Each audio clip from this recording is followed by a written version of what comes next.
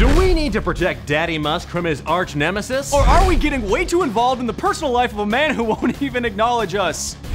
As his children. Find out more on today's Muskwatch! Oh, we saved it!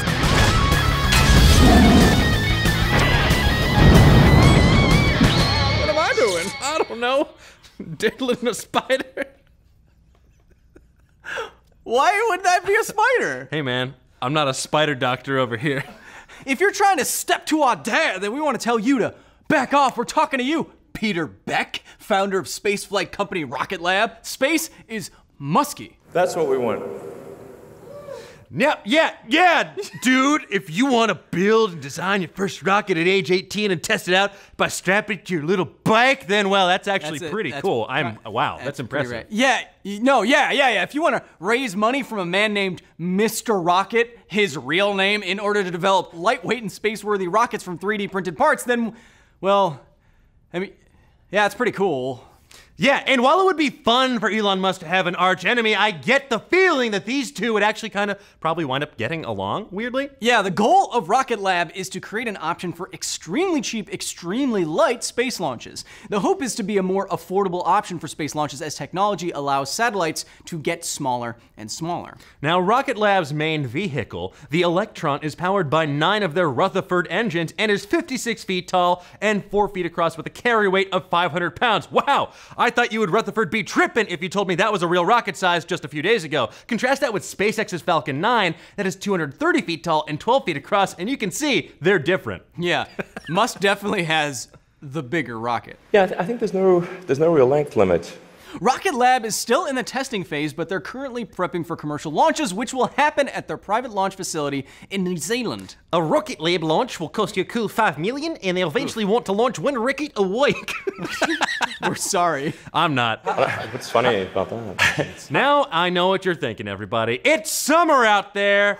The weather is frightfully warm, and that means mosquitoes are gonna be a problem in a lot of places. Not here in our hot, dry desert climate, but in other more humid places where, oh my God, I stepped out of my house, it's like I was in a dang pool. What would you consider to be the most logical way to get rid of a mosquito? Well, Kyle, I'd say probably by releasing millions more mosquitoes to f the bad mosquitoes to death. That's what I'd say. You're pretty close, you vulgar man. A study called Debug Fresno, being performed by Alphabet, the company that owns Google, is testing ways to rid Fresno, California of the disease-carrying Aedes aegypti mosquito known to transmit yellow fever, dengue fever, and the Zika virus. Those sound like some real bad mosquitoes. Now, the study involves releasing male mosquitoes into the wild that have been infected with a bacteria that renders them sterile. Sorry, bros. When these mosquitoes mate with wild mosquitoes, the future generations also end up sterile and die out. Sorry, future bros. Please know that these mosquitoes are not genetically modified in a lab, which is good because I like to keep my mosquitoes GMO-free, even though GMO foods are fine. Now, if Elon Musk released a bunch of mosquitoes, Kyle, Yes. do you know what they'd be called? Musquitos? Or Elon fly 'em up blood drinkers? On a previous episode of Muskwatch, we told you that NASA has shelved its asteroid redirect mission, also known as ARM, because it was deemed too expensive. You might say, it costs an arm and a leg. Kinda like getting the rights to use an Aerosmith song in a 1999 classic film. But never fear, we won't have to turn to a ragtag group of drillers turned astronauts to save us because NASA's getting ready to test a brand new plan that'll protect us from both asteroids and crappy Aerosmith songs. It turns out we don't have to miss a thing.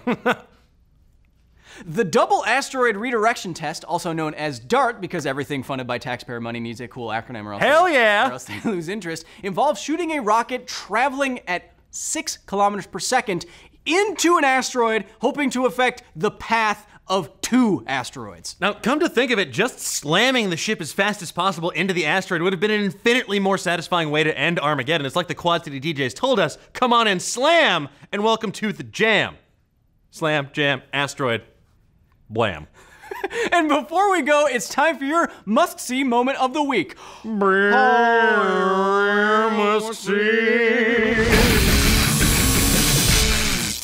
Now, this Wednesday, we're gonna be wearing pink because Elon Musk just went full Regina George on Boeing and Lockheed's joint spaceflight venture, United Launch Alliance. Musk tweeted, quote, worth noting that Boeing Lockheed, as the US on chart, gets $1 billion annual subsidy even if they launch nothing. SpaceX does not. Musk basically tweeted the Mean Girls equivalent of, oh my god, I love your subsidy, where did you get it? Before turning around and whispering, that subsidy's disgusting. That is the ugliest effing Subsidies I've ever seen.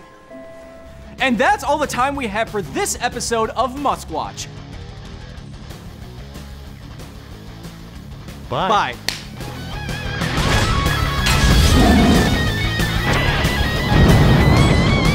Thank you for watching this week's Muskwatch. Remember to like and comment below, and make sure you like us though, because we like you, and if you didn't, this is gonna be the worst dance of my life. I don't need another ruined prom. That tapping on your window at night, that's us. Make sure to tweet us your best musky stories at SciFile, at Dan Casey, and at Nerdist with the hashtag Muskwatch!